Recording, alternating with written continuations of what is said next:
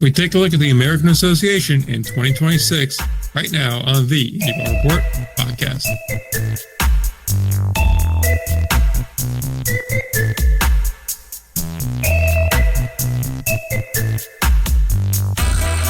We're here for the American Association preview. We have 12 teams to preview, and we are going to find out here who we think's good, who we think is bad, and if one division is top heavy while the other one is bottom heavy. Isn't that right? Shouty. Damn girl, you bottom heavy. True BBL of baseball divisions. I mean, I do laugh every time I'm playing like backyard baseball because I think the abbreviation is like the backyard baseball league and it's BBL. I'm like, well, that's changed over time, hasn't it? I personally think it's still timeless. But I see nothing wrong with this. American Association coming up to you, though. Still a 100-game slate. Lincoln has the All-Star game. Season started a few days ago, about a week ago. About a week ago. Can't help myself. Cannot help myself. Of course not. But, yeah, and it's going to end Labor Day as per usual. Let's kick it off with some Milky Boys with Milwaukee. Oh, those milky baddies.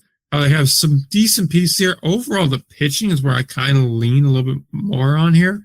I like Hallquist and Olin that are non-pitchers, but Solomon Bates going into this team is nice. Christian Young's really nice. Brady Puckett's interesting to me, too. I think there is a little bit of a rotation forming here, which is obviously the tougher part here. But, yeah, it seems like a pretty middle-of-the-pack team. And I just am more concerned because we'll go through that whole Eastern Division first here. I don't know how they stack up against the rest of the division, but against the other one, I like them a lot better. They kind of clue people in on where this is going to be going. Yeah, I mean, my main thought process is if Griffin Doersching is for real or not. Because, I mean, he projects as like a 250 hitter in middle of the road. Shit, he really? has never really had an OPS over 600 in the pros. And he is so far, like last year with Milwaukee, he had 17 games, went 23 for 66 with 4 homers, good for a 348, 392, 591 slash. It's almost a 1 dot. So far this year, he's 10 for 20 with 4 doubles, 2 home runs, 9 RBI, a walk, and 2 Ks. Okay, what do I do with this now? I don't know what to do with this. I mean, if he's that legit, he's going to get signed. Right. And that's where I don't know what to make of him. I was like, well, I'll check out one of his games today. No, like, I don't know. I still don't know. Even when he's going up against a machine in the Gary Railcast, so that doesn't count. Yeah, but I don't know, man. It just feels like it's kind of wild. I don't know. That's not. Is it effectively wild? Yeah, nice. Anyway, yeah, but he's off like the fastest start in the entire league right now. So it'd be cool if he continues to do that. I'll tell you that much. Andrew Sundin at catcher. So the weird one is, I believe, is it Milwaukee? I know Milwaukee's catching situation behind the plate has been weird. They gave up like a bunch of steals, I think, the other day. I was like, whoa. Yes and no. I mean, if I'm right, a lot of that came against Gary, who just runs a lot now. Yeah, they run now for 20 to start the year. Yeah, I got Gary thoughts when we get to them in a little bit, but yeah. Cool. But still, like, beyond that, what is our main takeaway here on Milwaukee? What kind of stood out to you? You said the pitching. Was there anything else? Mainly starting pitching there. I also like Michael Hallquist a lot. I mentioned him before, but him and a couple of the other former Red Hawks really are interesting to me. Yordes Valdez, also interesting guy to me. Played upper level minor leagues. Cuban guy. Could be something. I'm curious to see how he adjusts to here. And then Delvin Perez is also another guy. Kind of note to me, although lesser note. But Valdez seems like a possible breakout guy to me. The thing with Milwaukee is, so they had been a mess for, is it fair to say, about 2 years straight? More or less. And then last year, while Cleburne was burning down thoroughly, Milwaukee ended up on a good run. I mean, they went and they took it. They got the comeback and they made the playoffs. They found some guys in that run. I mean, Doersching is one of them. Parker Lester was a late ad. He was really good last year, but like one of the ones where I could see it if it doesn't turn out, but he's off to a good start this year too. It's just going to be a lot of how much of what they found last year was an aberration and how much of what they found last year was them actually figuring it out and getting into their rhythm and is a launching pad for this year. I don't think we'll see them continue on the run that they had to end last year, but I think we saw some positives that indicate they're in the right direction. How a 4-1 start so far does speak to they have something going right now. I'd say. Moving to Lake Country, though, the other team in Wisconsin. A lot more guys stand out to me, and much more on the actual batting side here. They just added Mario Feliciano, who I think is very interesting. Ripken Reyes, also another dude. I didn't know much about him going in, but looking at his baseball reference, he does seem like an interesting little addition. We know Ryan Hernandez, Peter Zimmerman, we know those guys are good. Dom Johnson coming over from Sussex County is also a guy I'm curious to see how he translates. Don't necessarily think he'll be a big piece, but he could be a contributor all the same. And then pitching-wise, they return a couple of big guys like Trey Riley and Alan Zane Carter. But there's also some other interesting names. Rodrigo Benoit, probably best known for the time in Milwaukee, where he was really an effective closer. But him, Trey Dillard's another guy, Luke Hansel, I keep naming names. But yeah, overall, it's a very interesting team. There's a kind of a theme with the Doghounds where I feel like every year they get names that are interesting, but it's how do they come together is really the big question with them.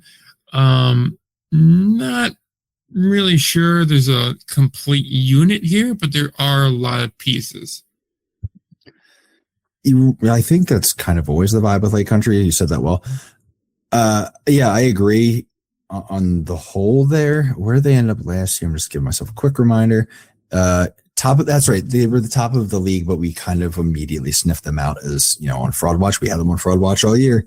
If people might recall, they were, one of the best in records throughout the season, leading the division. And I think once they ended up in the top 10, which we should start, I think this week we should work on that. But yeah, probably should get I think once they appeared in the top 10, and a lot of people were like, what the hell are we doing? It was a weak schedule from my recollection. Yep. And we're like, could they be? They had a weird split against 500 teams, and we kind of called that out. And then they got to the playoffs and got swept by Chicago. We're like, well, and people got quiet. So they have some things that they need to course correct. Clearly, they have enough. It says something that they have enough to beat bad teams. That is a good basis. That is enough to make the playoffs in the American Association. But the question is, what are you going to do other than that? You need some guys who can more consistently rise to the occasion and sort of compete with good pitching that compete with good hitting, yada, yada.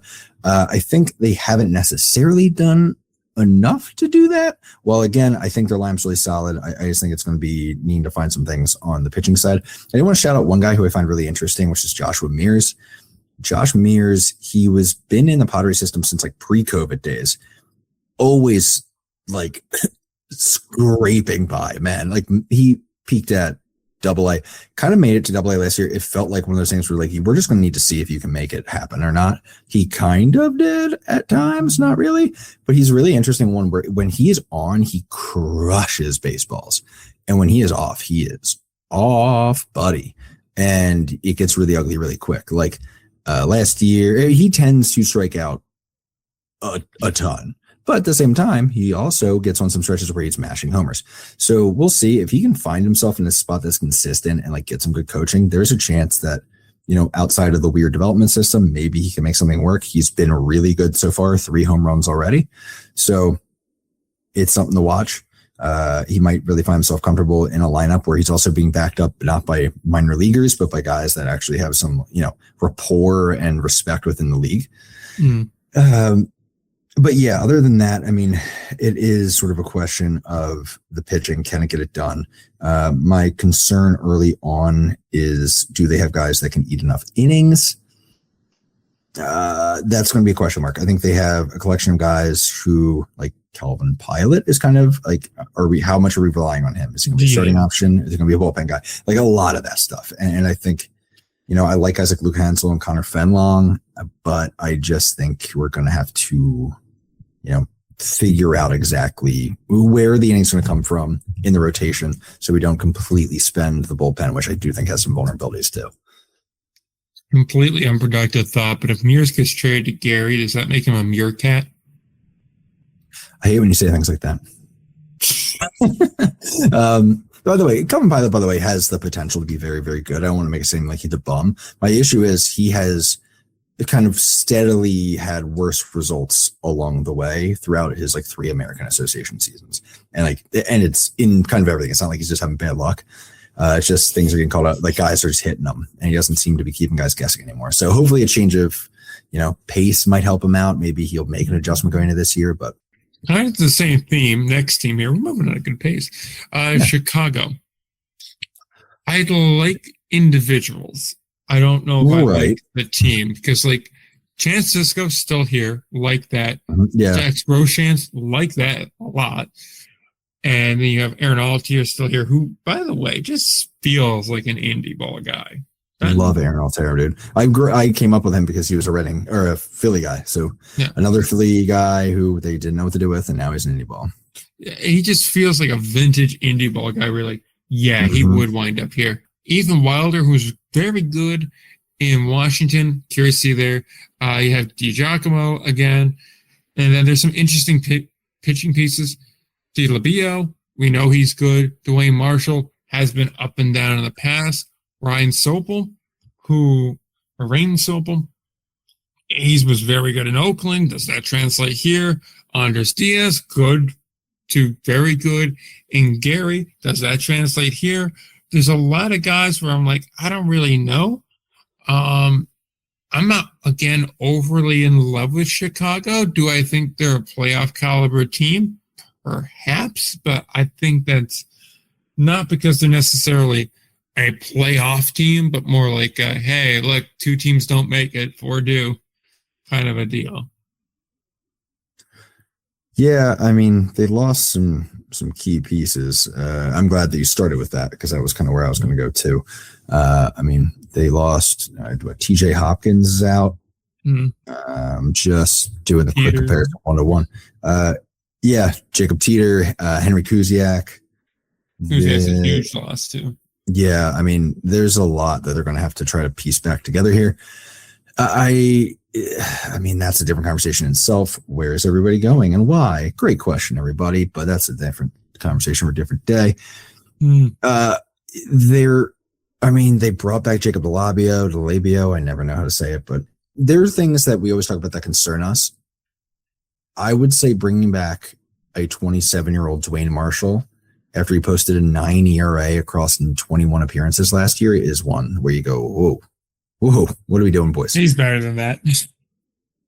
Is that what you're feeling? I hope. Or is that what you think they're saying? I think it's a little bit of both. I do genuinely think he's better than a 9 ERA. Now, that being said, I think he's more like a 5.3 or a 6. I think they think he's more like a 4.25. Right. I think my main concerns with this team, again, with the pitching staff, just like on the offense, is the guys who aren't returning and the guys they are bringing back. Eric Lynn's back; he's really good out of the pen. But beyond that, I mean, they only brought back 5 pitchers. It's those 2, and then Stephen Lacy, who struggled, was inconsistent in 7 appearances. Bryce Schaum, who got 40 plus innings of work, had a nearly 6 ERA. Dwayne Marshall, who we just mentioned. That's where, Dwayne Marshall, I don't know, man. His last 2 seasons in the Frontier also, he struggled. I'm remembering this now.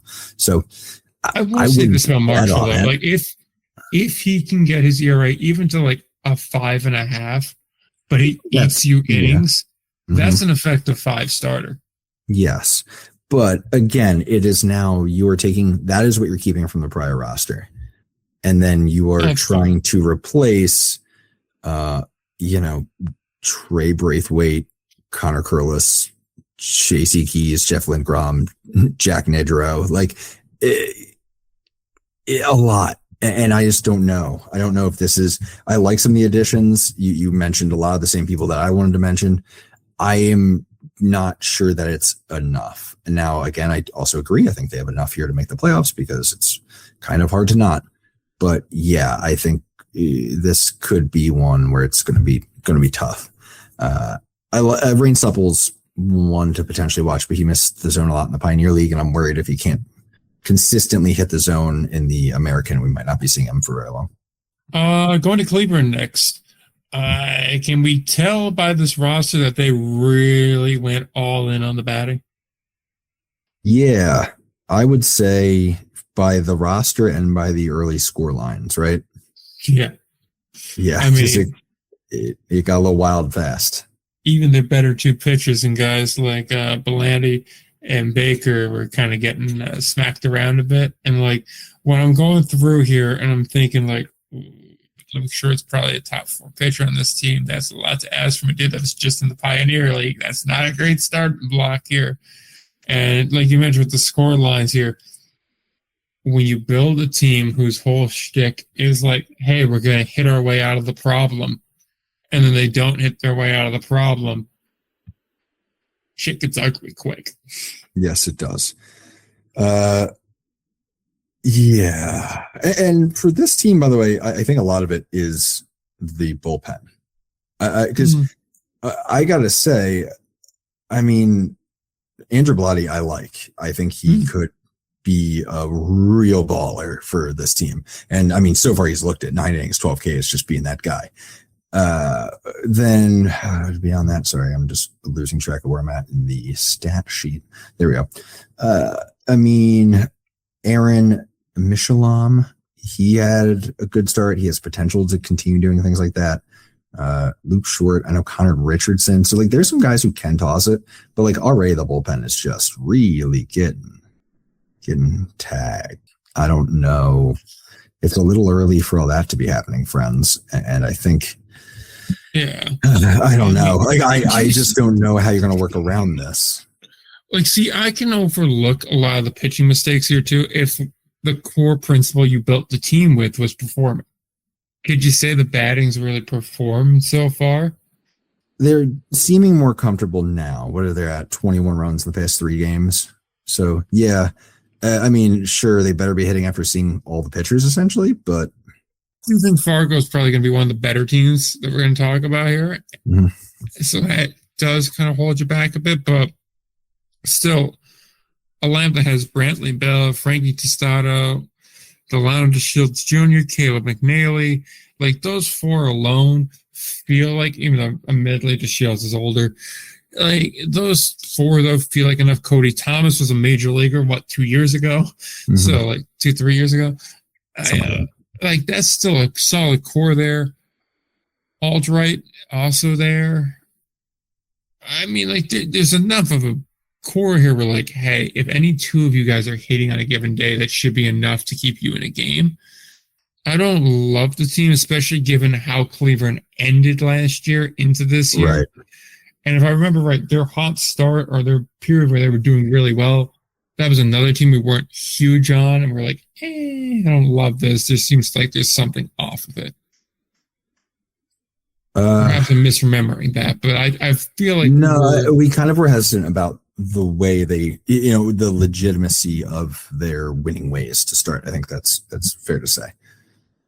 Yeah, so like, it's just the last 12 months with this team, I've been like, I don't really know. And there's not enough here that really dispels that here. And like you pointed the bullpen, that's a big concern here too. And like, I agree with you with Belanti, and I could be up on John Baker, but I don't really think either one of them's like a surefire one in the way where I'd like to see that with this kind of a team. That's fair. I feel like if you're going to do this kind of construction, you at least need 1 or 2 arms, one for the rotation, one for the bullpen, that you can go, okay, we know we're going to run him out there every 5th day. We know he's going to give us at least 6 innings, and we know he's probably going to give up 2 runs or fewer. So we just need a good enough outing from the bullpen with this offense to get a win today. Or you need like that one bullpen arm where you're like, okay, it's a bad situation right now. Run him out there, fire him in this thing, get us out of this jam, and then the offense will go ahead and make up any damage that was just done. And I don't really feel like they have that. I think that's fair. I mean, the starting pitching has like a 4.3 ERA so far. The bullpen has a 9.28. That's not what you want. Also, I name dropped Michelin, I think. He they're bringing him out of the bullpen. I don't know why I had him as a potential starter in my head. I think there's so much wing in it when you're putting together a depth chart based on signings. There's like, okay. I don't know how they're going to make this last. I mean, they're obviously going to need a lot of offense, but based on how things started, if they're going to struggle with, top starters in the league, then they're just going to be, punting minimum 1 to 2 out of every 5 games. And that's not how you say not good. King County. Kane County. What to make of Kane County? I kind of like them. I kind of think of them as like the better version of Lake Country in a way, where like I like a lot of the individuals. I just look at the regular season results for the last few years with a lot of the same guys. I'm like, not impressed. But then I go, they also understand, like, you don't have to be a good regular season team to make the postseason here, A. Mm-hmm. And B, if you're a good, solid team, you can win a lot in the postseason.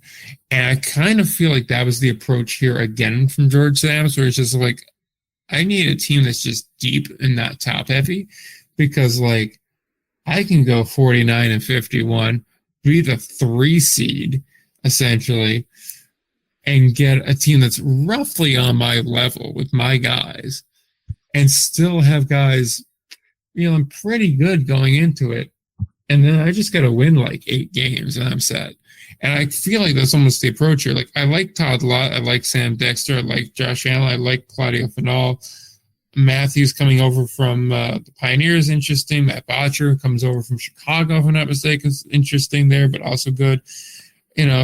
Art Shaw's back here. There's a lot of names that are back here. I mean, all the pitching guys I have written down here, Ash, Martinson, Neeson, Gaza, all of them, Weston Murray even, are all like returners here. There's not that much turnover among the upper producers here. So logic stands the reason you can get a similar result from them, which is, I think, part of the reason I'm like, I don't think they'll be great in the regular season, but I also think they're going to go far in the postseason for that very reason, because they kind of understand the pace of the race. Yeah, I'm trying to get a feel again. They returned some pitchers. I'm trying to see how much of their offense returned. Some of the teams I got a chance to do the math. Some teams I didn't.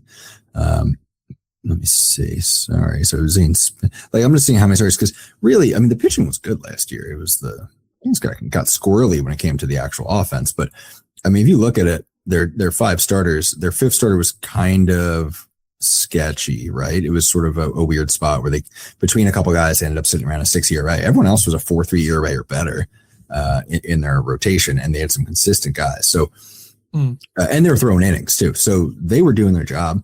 They had some good bullpen options. Really, what you look at for them is offense. And if you don't remember, like, hey, isn't this the back-to-back champs? Why are they talking about why do they seem so uncertain or so concerned about them? Well, because last year they won the championship, but they also were below 500 in the regular season. Now, also in their defense, they were a game and a half away, or I guess, 2 games, 1 game and a half. Doesn't matter. I'm going to say they were game and a half. Wow, sorry, I never realized that Chicago played one last game. From coming in second in their division. So it's not even like they snuck into the playoffs. They were actually there pretty comfortably. And casual reminder that Lake Country only would have made the last playoff spot in the West Division on a tiebreaker with Fargo. Funny. But that's why we're so sort of fooled on Kane County. With that said, I feel like they are bringing back a lot of the key points here. I mean, I think Zane Spin was somebody that they found to be an interesting potential consistent option at the top of the lineup. So far, it seems like they're going with that, which is fun. They got key guys in the lineup right now. They got Josh Allen, Matt Botcher, Todd Lott. That in itself feels like enough to start doing damage. You backed up with Alex McGarry, Claudio Final, depending on how they get out of him. He seemed to heat up a little bit today. 7 ribbies against Winnipeg. So it feels like the offense has improved. It feels like the pitching staff, they brought back enough key pieces where this should be good. I mean, I think they at least break 500. How about that for a strong endorsement? I don't know. I like King County. I'm so torn because if I'm honest, I feel like King County could be the best team in the division. That's just not an endorsement of the rest of the division. Interesting. I don't think Why? they're that. I think they're like the 2 or 3. I think they're more the 2. I like a team like, say, Lake Country putting it together a little bit more. I think a team like Milwaukee could possibly be there. There's teams where I think the ceiling's a little bit higher, at least regular season ceiling, this being. There's something about it where I don't think they care that much about the regular season as long as they're in a postseason position. Right. Which, again, I can't knock them when that's how the system is set up. Right. No, I agree with you. I'm not even saying they're going to need to care that much about the season. I think when I say I think they might be the best in the division, I'm talking like 55 wins, 56 wins. I don't think they got that. Basically what Lake Country did last year. I don't think they got that. I think it's really excessive. I'd put them more like 53. Okay. Yeah. We're splitting hairs there. I mean, they're already 3-1, baby. They're already on their way. Well, they only got 50 more in them, so they should make them count. Looking at Gary, new look. Yeah, Gary. baby. Yeah, Bo. We are about Is this the year? We're about to rail some cats right now. Yeah, well, is this? I hate it when they make that noise. Is this the year they make it out of the basement? Yes. Is this the year they make the playoffs? Early starts the season says no, but I know, right? Because like here's the thing, there's a lot that's concerning to me, and the more I looked at this roster, I was like, there's still some holes. Yeah, I know. There's some serious holes here. But like, this also feels like the really stupid shit where like I can see them being the 4th best team in this division, sneaking in. Like, if you want a blazing hot dumb take that will not happen, it's that Gary somehow weasels their way into either winning a round or hosting a playoff game. Hosting a round. Oh no! I think if Chicago, I think there's a real possibility Chicago melts down. In which case, I think that opens the door. Like here, they have to be ready to go through the door, like Milwaukee did for Cleveland last year, and that's still that's the thing. Like I think Gary could go ahead and kind of like sucker punch somebody, and I feel like there's the pathway is there. Like I see how this goes for them. It's called, they just kind of play like ethical baseball, so to speak. Ethical baseball is really funny. I don't know, man. This one bags. Yeah, they just go ahead. They play small ball because they understand their ballpark. They run fast. They pretty much play the type of game that Jarius Richards did, and which was why he was so good with them last year. Preaching this, by the way, not to toot our own horn, but no, we said this I think 2 years ago when we were they need to go at like a guy like Brandon Dadson would be perfect for this team because he's fast and he hits for average. He's a contact hitter, and that's what you need in this ballpark: contact hitters that are quick. And that apparently works. So. Like I could see them playing that way and getting enough teams off guard where you're winning 2 of 3 from bad teams. You're from the really good teams winning your 1 of 2 or 1 of 3. And then from the teams that are on your level, you're doing just enough. And I see a world in which like Chicago doesn't figure it out. Cleveland's pitching is worse than we think with the batting hitting a lull. And then like Milwaukee and Lake Country both being like, I don't know, not really piecing it all together. I could see them in a world like that where they're just like steady 1% growth pattern where other teams are fluctuating, sneaking their way in like that and being better than we expect. That said, I think the most likely outcome is like 45-ish wins and keeping it very interesting for a while. And I was just going like, doors open. Are they going to take it? Damn, they didn't. I do feel like we could be seeing that. I did at least want to raise the point that I could see this team, like I would bet on this team improving throughout the year. Oh, I think they will. Yeah. Okay. Yeah. I like the pitching too a lot with this team. Yes. I was interested to see how they did with Lake Country. First of all, it was concerning the first 2 games. It just seemed like nothing was working. They got to the Lake Country bullpen in game 3. That said, it wasn't like I was hoping it would be that they were seeing guys a second time and you could see the adjustment in them. That really wasn't it. It was more they just saw the back of like Country's bullpen and they made them pay, which is, hey, look, old Gary teams wouldn't have done that. So that's dub. And they got a win there and they moved on. They took one from Milwaukee. Love that for them. And then just dropped 1 3-4. So pretty close. So we'll keep an eye on them. What's really going to be interesting is they have Cleburne next. I think that's going to tell us a lot. 3 games at home versus Cleburne.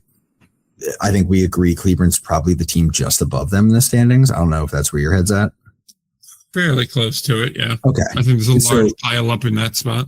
Yeah, I think so. Let's see. Does Gary actually have the one? Are they competitive with a team that we would say is not the last place team in the division? If they are, then hey, maybe they're not the last place team in the division.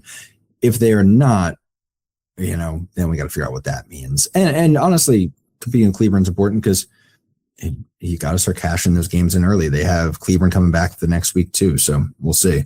After that, they also have Winnipeg. Let's see if they can just handle business against Winnipeg, who should be, that was the other last place team last year. So they have some opportunities here coming up, and I think we need some cashing in because after that, they have Sioux City, Kansas City, Milwaukee, and then Kane County. So they're going to need to get some dubs here and sort of get situated. They've seemed much more comfortable the past couple games, but yeah, that makes me nervous. Like if they just, even if they are competitive and good, if they just, they could easily just not execute, drop 2 or 3 extra games in this next week, and all of a sudden put themselves, and once they get through that really good stretch, could really be in the basement. And that makes me nervous for them because I am rooting for Gary to have positive things happen. What do you think of Jake Hoover being a pitcher now?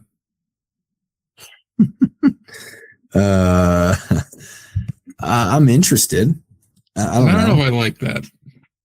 Like it's fine. I don't think it's that big of a deal. I don't think it's what makes or breaks your year, but I just don't. I know.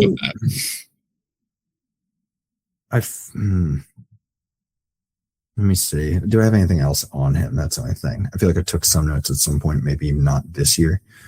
Because here's the thing. I think you can afford to allow him to try to make that transition because you have other guys that can pick up the slack. Like Dawson Lane, I'm always going to be a fan of. I think he's a very good pitcher. Peyton Long, I think, is a very good starter, arguably their best starter. And then you have other general pitchers. J.C. Flowers has been good to start the year, if I'm not mistaken. And I like him and his profile there. Denson Hull, I will always believe in, even though he hasn't always backed that up numerically. I do think he's in the right spot here. He can be very effective there. Jacob Coates has been good there.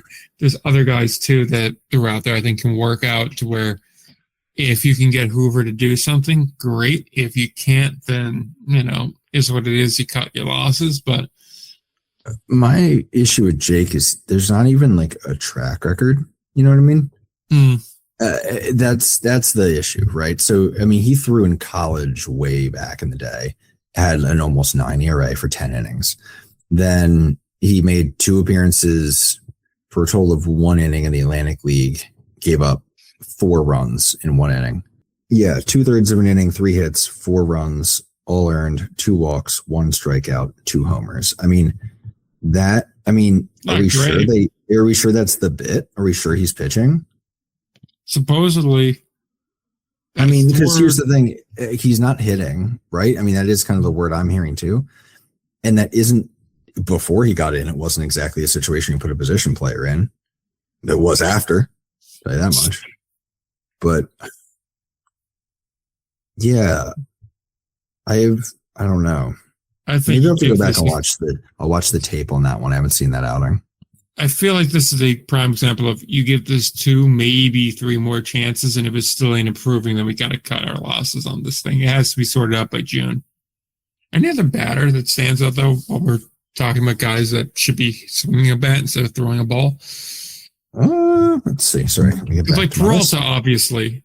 And then a guy like Watson's also a standout there. I was thinking like a Jake Gunther and Nick Podcooler kind of standout guys. Maybe not for good or bad, but they're interesting. Corey Howell, I think, is interesting. I think because he So I don't know. He's been weird, right? So he's in Cleburne where everyone puts up numbers. He had a terrible season last year. Like 756 OPS isn't that bad, but I mean, he had some extra base hits, which kind of floated that a little more. But I mean, he hit 217, 329, 427. It just wasn't it. But when he was in Lexington for 71 games, this is again Atlantic League, he had a 276, 370, 497 slash with 14 homers. He's a righty too, so it's not like he was just a lefty popping out over the super short porch they have. I mean, it's not super long to left, but still.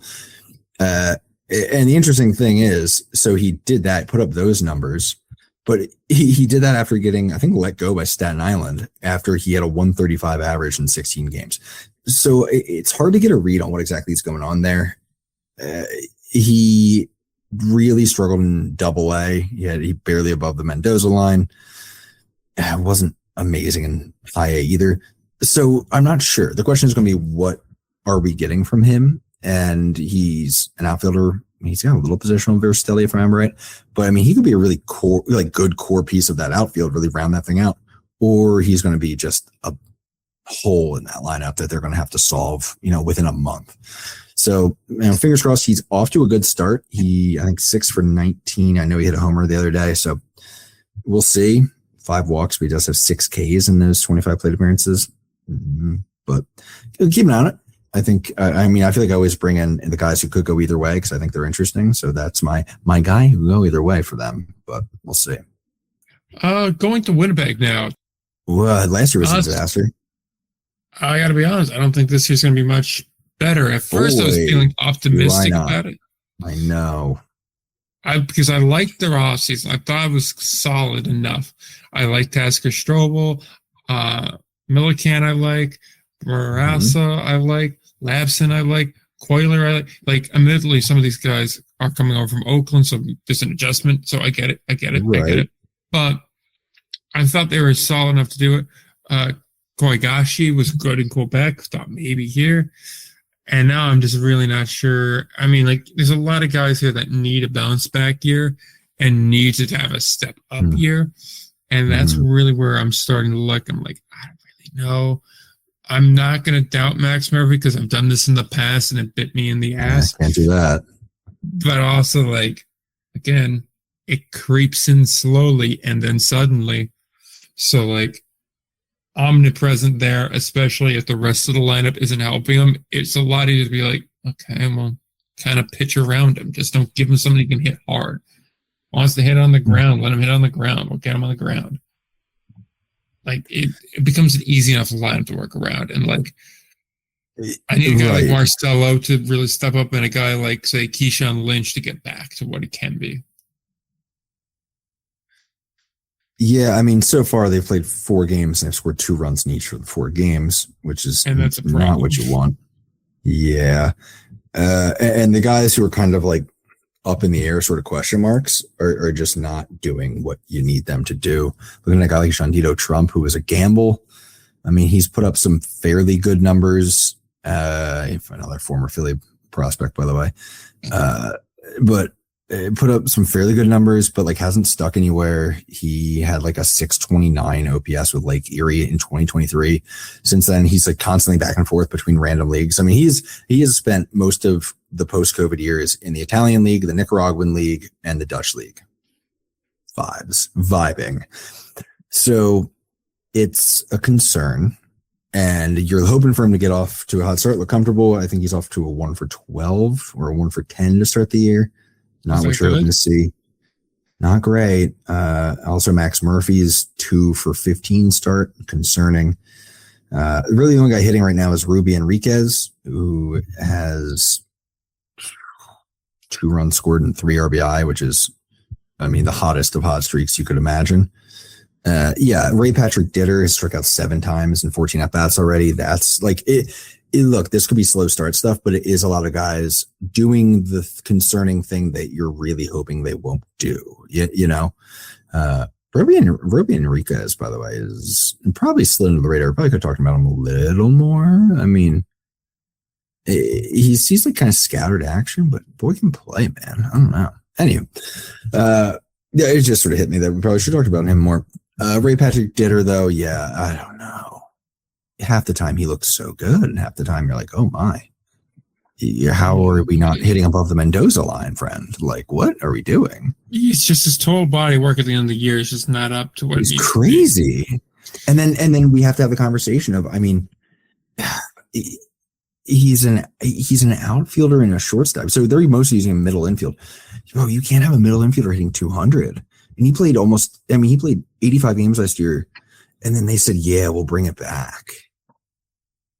I was kind of surprised by that. You know what he kind of felt like to me? He felt like a Lamar Rogers guy where you go, there's something here. Maybe you could keep him. Maybe you could keep him. Mm-hmm. But it's really because you look around everywhere else and you go, God, it's pretty barren. And he's the one guy that at least is growing weeds. And he looks young and he kind of plays young, and we haven't known him for long, but he's 31. I was going to say, isn't he like 32? Yeah. I mean, I always think of him as being a younger guy, just in my head. Just because I don't know. Again, some of the newer guys that pop on the scene, I'm like, oh, good to be. And then you're like, oh, damn, you're 32, buddy. Yeah. I don't know. Adam Hall could be good, by the way. Neither. I like Adam Hall. Yeah. There's a lot of American Association guys that thrive after being like good, but just not good enough to get called up in AA. And he was like firmly that. I mean, 539 plate appearances in AA at 254, 362, 303. Like, you're not going to get any pop out of him, but like, he'll get on base for you. And so far, I mean, 3 hits, 917 OPS. So, look, we'll see. 2 doubles already. He's a guy who could do something for you, but boy, is this Lamb's bleak. Like 2 runs per game. I hate to say this. I'm always like small sample, but like 2 runs per game feels so right for those first 4 games they played. I mean, good Lord. You're just not going to win with 2 runs a game. Yeah. That would be what people would call not good enough to win baseball games. Sioux City. They're up next. Yeah. I mean, to the flip side here. I don't really love that team.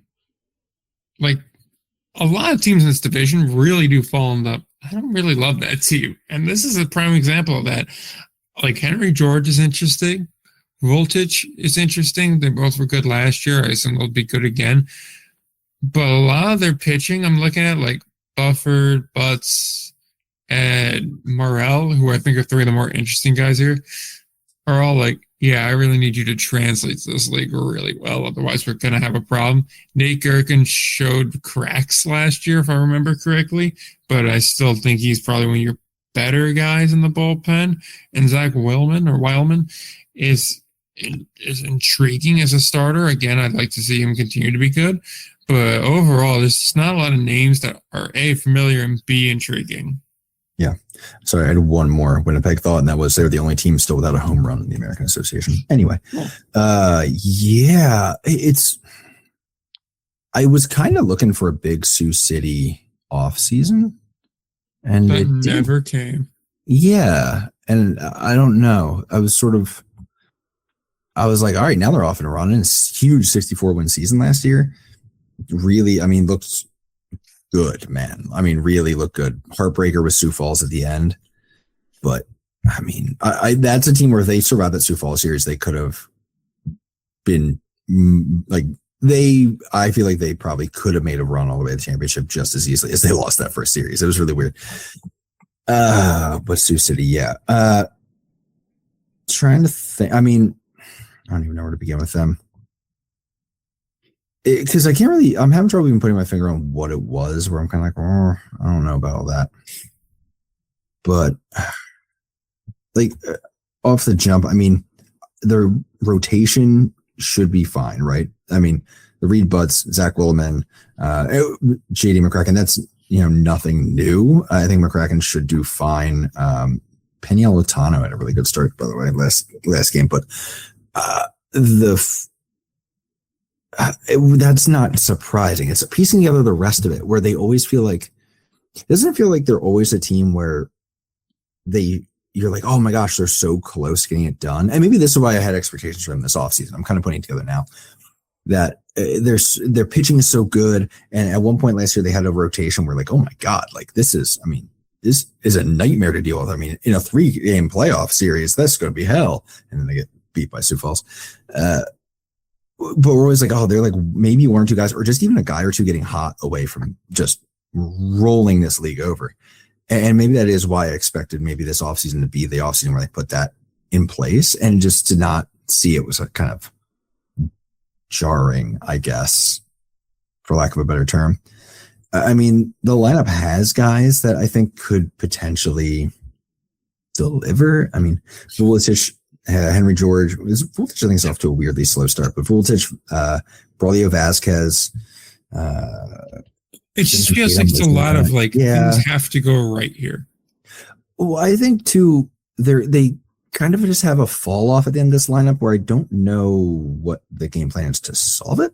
It just like the Vanderbrake. I think he's put up some numbers the past couple of days, but Dylan Tatum should be competitive. Austin Davis is kind of, we'll see what he does at the back end. I don't know. Like the 7-8-9 has too many holes in it to be the team who we expect to once again have the most wins in the league. You know what I mean?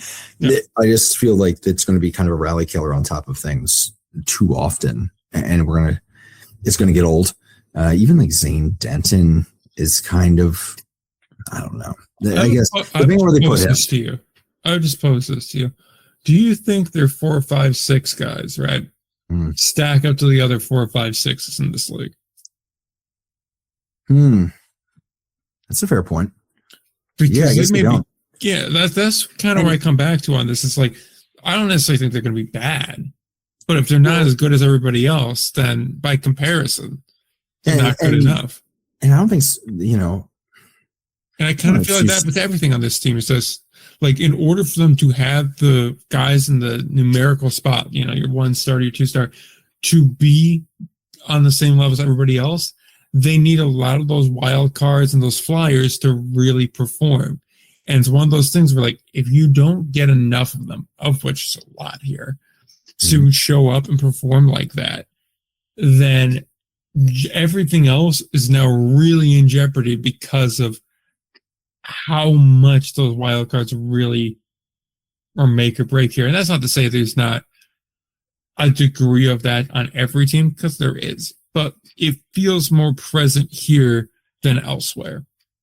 I think that's fair. And also, I mean, it doesn't even seem like Manga really believes in this lineup. I mean, Zane Denton is the 5-hitter to start.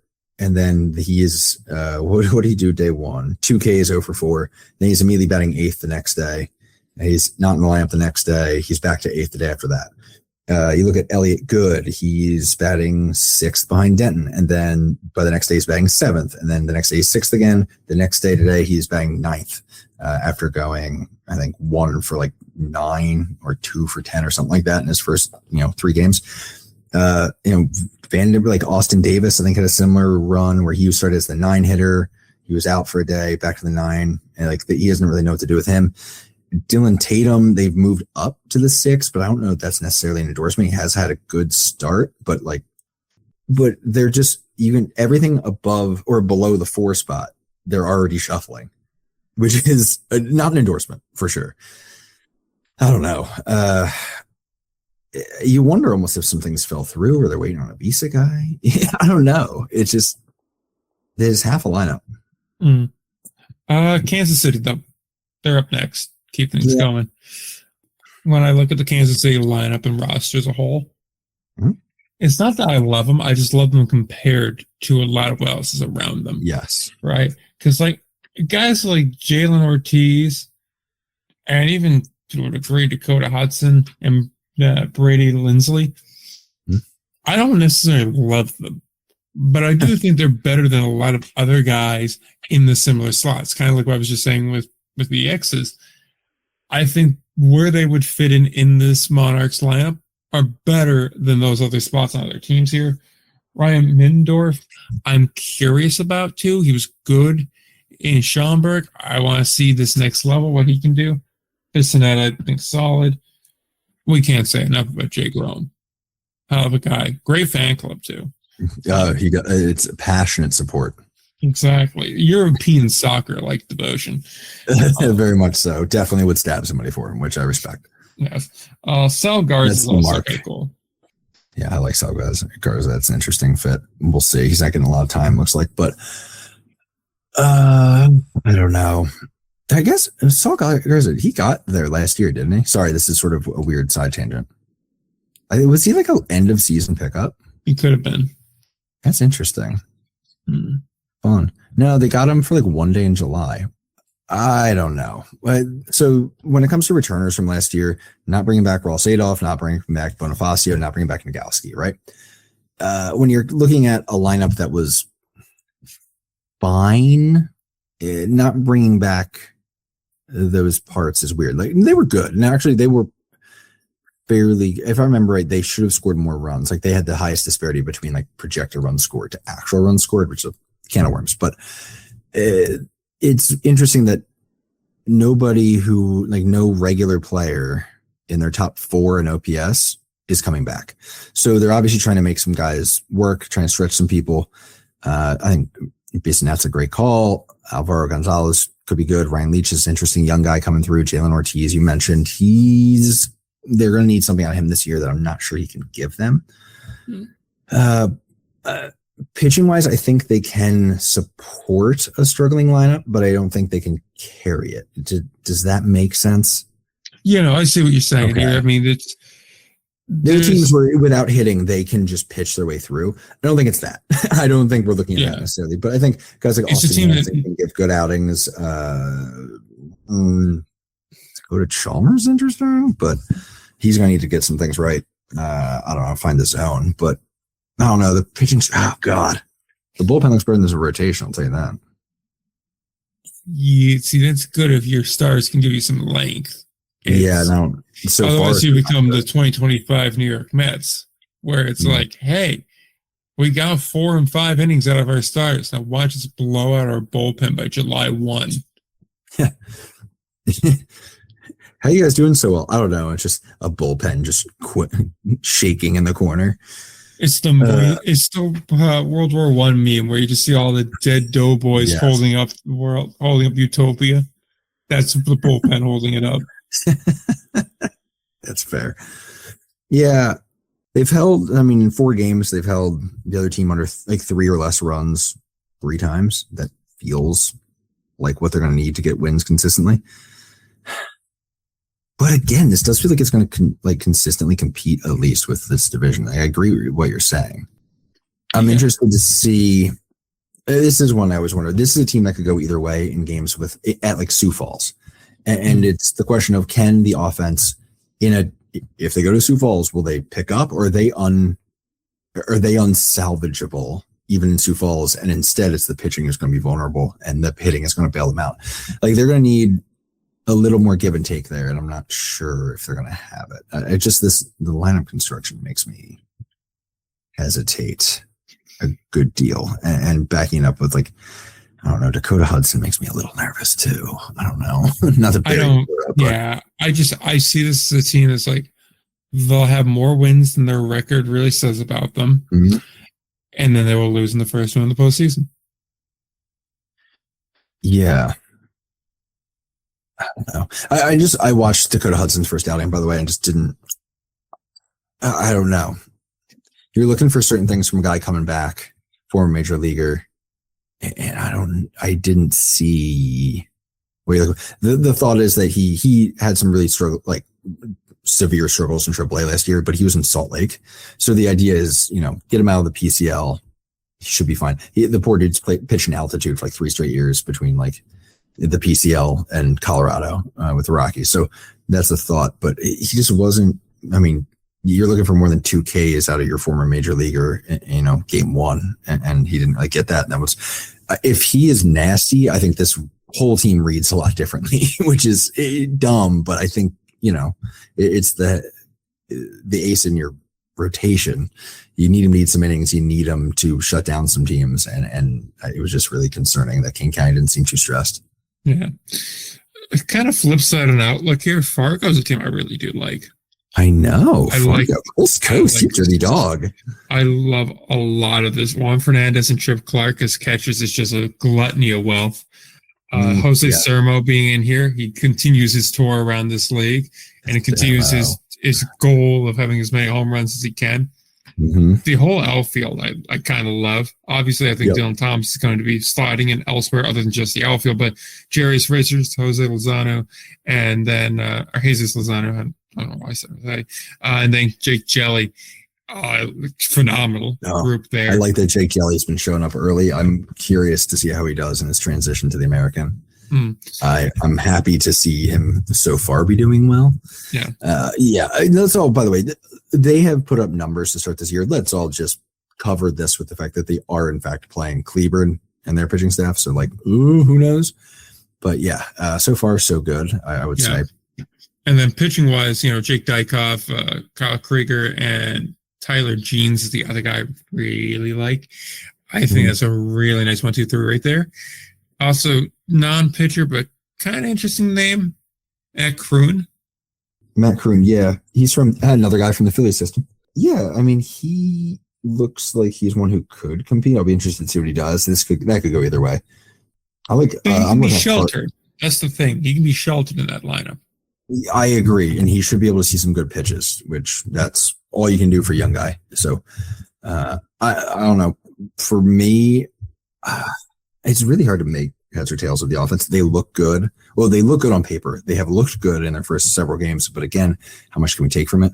I'm excited to see Parker Harm back. Parker Harm's a guy who has had really good results at times, has had some poor results a couple times, struggled his first stint with Fargo, came back last year. It was gross in 40 appearances out of the pen, had like a 1.6 ERA. So he's back. That's awesome.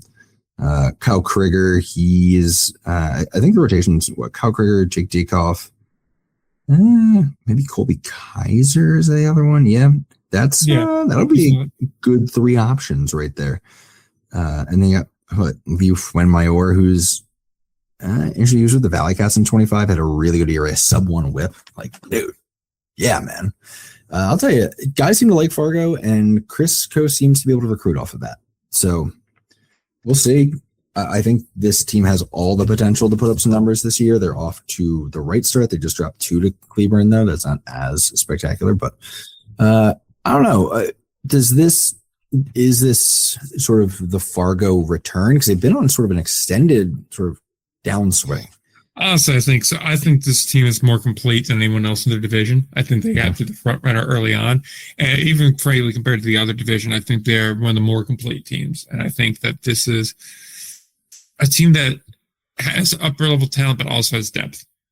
And I think that's the biggest thing, is being able to survive contract purchases and be able to survive as the year goes on, injuries rack up, and guys just kind of, they go through the ebb and the flow. I think there's enough here to where you look at a lineup and go, yeah, there's 2 or 3 guys that at any given day can be the dude that carries the day. And I think there's enough pitching depth here where even if they don't have their best stuff, somebody in that bullpen, somebody in that rotation will have that and will be able to make up for it. I think it's a team that can win 2 out of 3 of most any series. Right. And it's worth noting, I mean, Fargo hasn't been the headliner team for a little bit now, but they have gone back 3 years. So they won, I think, 64 games in 2022. But since then, I think they won 51 games, 52, and now 55 in 2025. Yes. So they are, or it's 2022, they had that 64 win. I think they went 60 plus for 2 straight seasons there. So they are on the upward trajectory for 3 straight seasons. Frankly, last year, I think I had the take last year that Fargo, I think, played closer to a 60 win team than the 55 wins they got. They just had some weird ones where they had a couple losses that came down to 1 weird inning. They had a couple games where it was just one of those things where, essentially things almost seemed mistimed. Like the pitching was amazing one day, but the offense didn't show up. The offense was amazing one day, but the pitching didn't show up, which, yeah, you can be like, I mean, I lost, but also easily that could have been in reverse order. And they would have gone 2-0 those days. That happened a few times. I think Fargo might be about to unleash some things on this on this division in a way that they're not gonna love. I do wonder how complete the starting rotation will be. Honestly, it did. It got my attention that they've not been as comfortable versus Cleveland in the past couple of days. The offense kind of cooled off. We'll see what to make of that, but so far, I think Fargo looks like a high potential option here, at least. Hmm.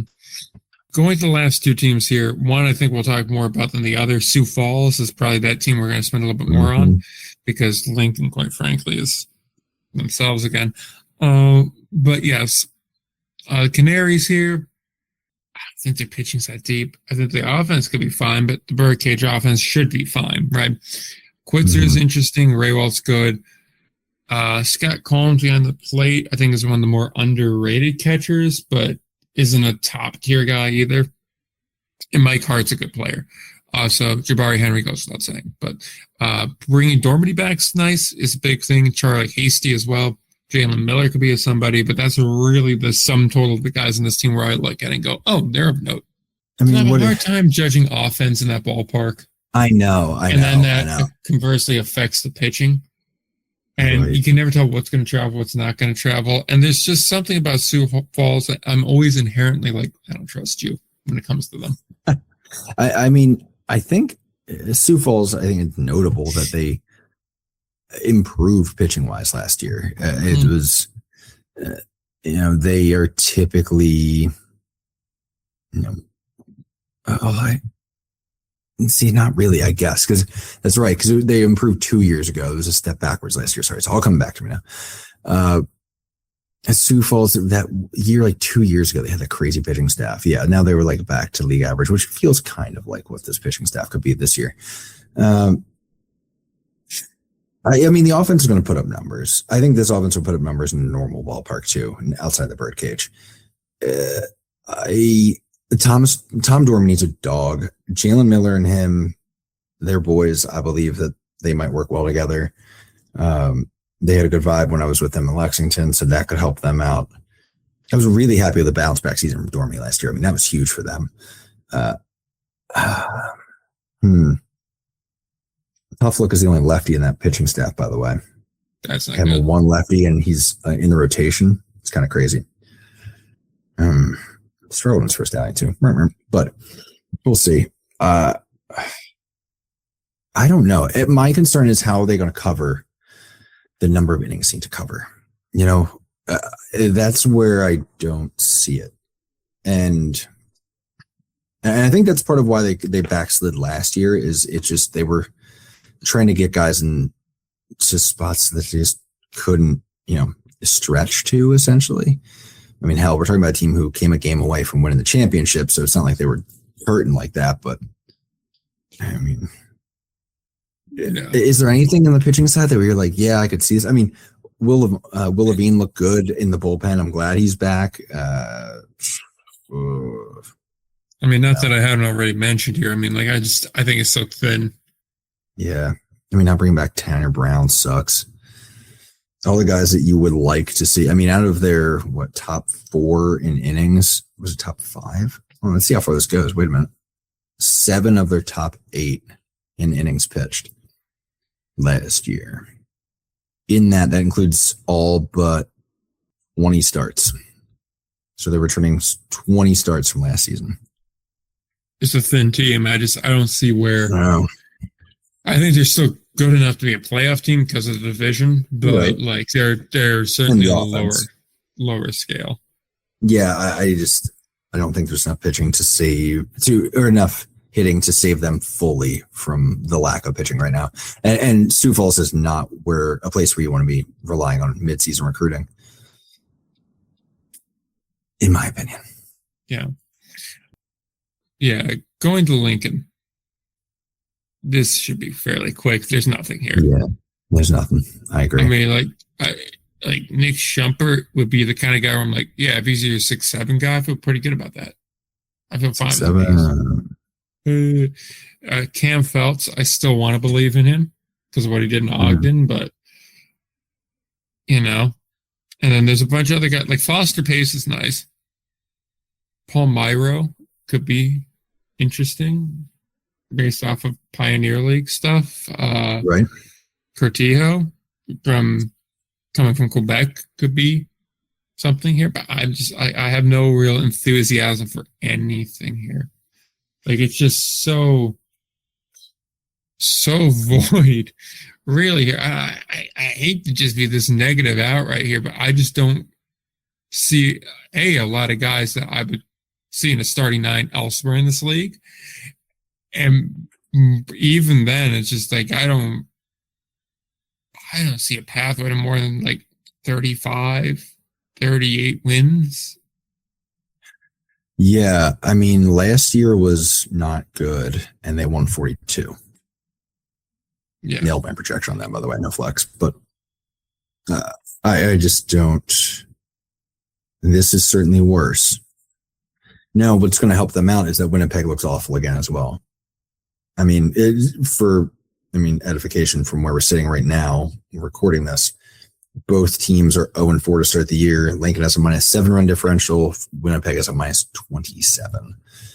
By the way, another problem with having 4 out of 6 teams in the division make the playoffs is this division might be wrapped up fully by mid-July.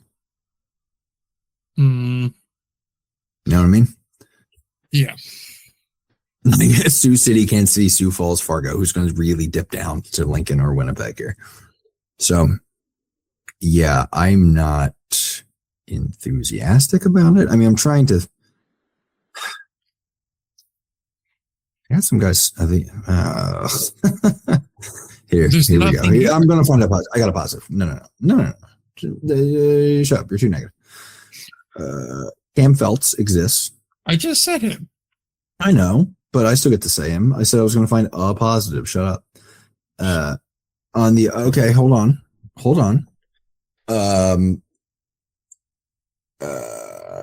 Tyler Stasiowski.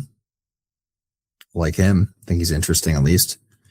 Yeah, what did he throw already? I just saw him. He went 7 Ks in 3 innings. Love it. Bybee. Doing nasty stuff. Vamping for a second, trying to find other options. Greg Luukkonen looked good. 5 innings, 7 Ks. Just see that holds up. Yeah, well, shut up. How about that? I mean, Tyler Stasiowski, also might not hold up, but hey, it's fine. I mean, he struggled in A-ball, but look, now he's here. I'm just saying that. And he went to Inley High School, so keep it. I'm just saying, when I look at the Lincoln team, the guys that are like the top of their guys are the kind of dudes that I'd be like, yeah, on other teams, depth pieces, top of the line.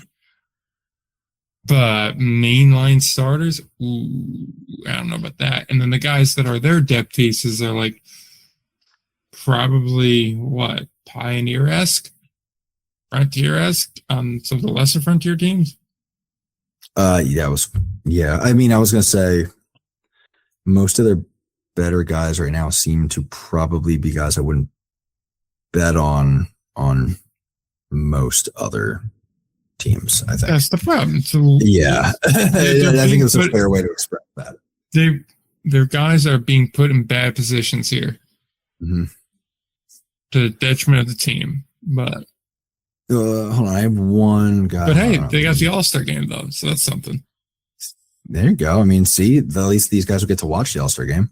And they get to play on what will once again be the American Association Field of the Year. Dude, I mean, the talent level on the grounds crew compared to the field some of these nights is crazy. By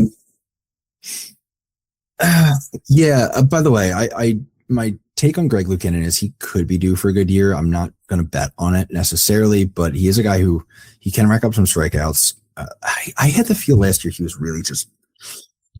I felt like he had thrown a lot of innings. He hadn't pitched in 2024. He threw I think his most innings pitched in a year before that was 98, and that was pre-COVID, it looks like. He ended up throwing 108 last year. I think, his numbers kind of got scattered based off of one blow-up start against Milwaukee and then some rough ones late.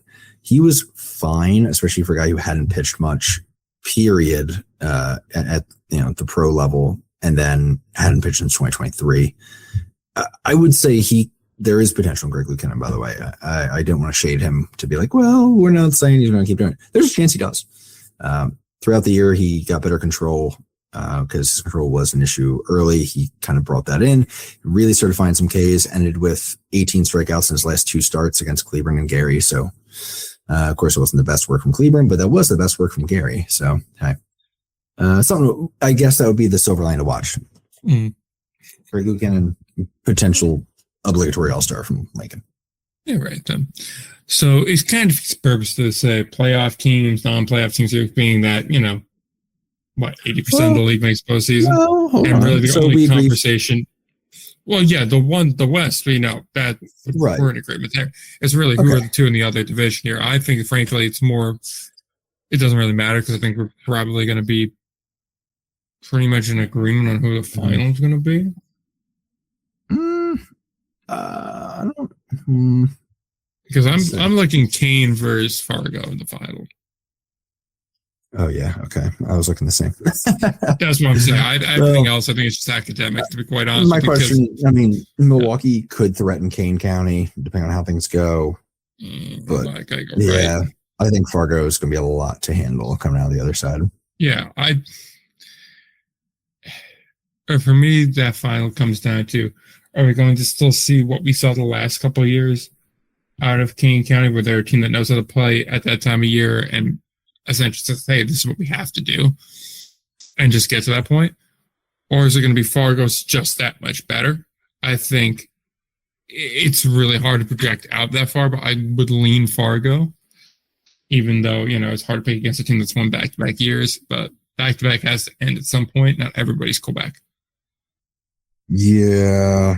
So not everybody's Quebec is really funny way to cap that. I forgot we had 3 repeat winners last season.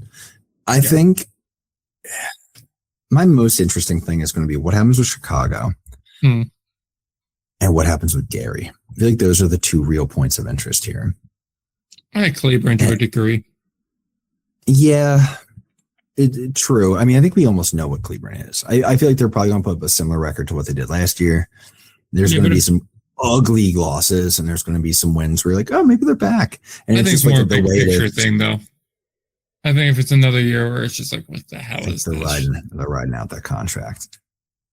Oh, I know they are, but yeah, exactly. But so it is what it is. I think it starts to become a rev thing where you're just like, okay, nothing's really working here, and we got our own issues elsewhere. I think it starts to become a question of like, what do you do to fix this? Yeah, because it's more than just one person. Rev care. To a degree, they'll care. They want it to work. I know they want it to work. I think that's part of it, but I do agree. I think like Chicago reaching a tipping point here, and then Gary, like, they need a step here. And it's not even like a make or break ice and thing. It's just like for that franchise, they really need a step here. Like a 45 win season doesn't seem that great in like 6 games under 500, really? And it's like, yes, really. That's a huge step, and it's borderline playoff territory. And like I said, I mean, like, maybe that's my bigger thing is like, I could see a postseason that's some combination of Kane County, Gary, and Lake Country, and one of Milwaukee or Chicago. Probably Milwaukee over Chicago. I could very well see that. I mean, like, there's a world here where I can see some of those 50-50 guys just not taking off, and some of the bigger names getting picked up going to Mexico or elsewhere, and them really having a problem filling that gap.